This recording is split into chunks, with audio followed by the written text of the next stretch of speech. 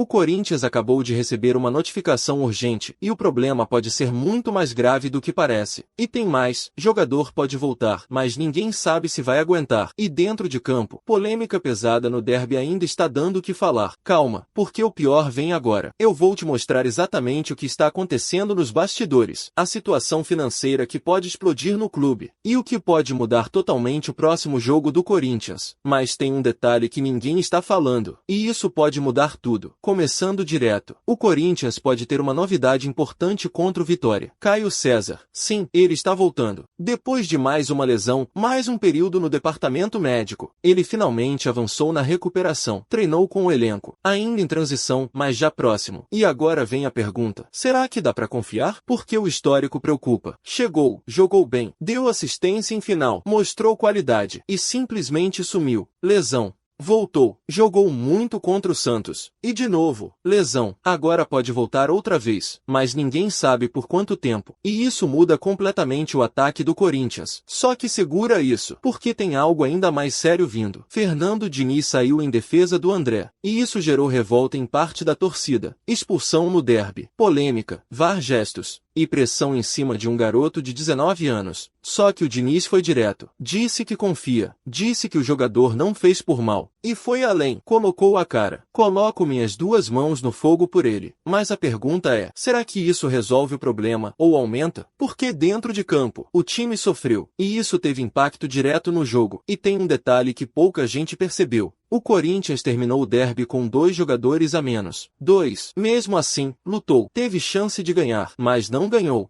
E o impacto psicológico fica, principalmente em jogador jovem. Só que o André voltou a jogar depois, e foi bem. Ou seja, não sentiu, mas isso não apaga o erro, e nem a pressão. Agora soma isso com time precisando vencer, jogo fora de casa, instabilidade, jogadores voltando de lesão, e um técnico tentando reorganizar tudo. Parece que já é problema suficiente? Não é, porque o que está acontecendo fora de campo é muito pior. O presidente do Corinthians recebeu uma notificação urgente da Comissão de Finanças. E aqui a situação fica grave, muito grave. O clube tem prazo até o final de abril para apresentar as contas do ano passado. Só que tem um problema, nada foi entregue, nada, nenhum documento, nenhuma prestação, nada passou pelo Conselho Fiscal, nada passou pelo COR. E a votação já tem data, 27 de abril. Ou seja, o tempo acabou. E se isso não for resolvido agora, o Corinthians pode sofrer sanções. E mais, sem análise, sem aprovação, o risco é gigante. E tem um detalhe que assusta ainda mais. E se essas contas forem reprovadas, o que acontece com o presidente?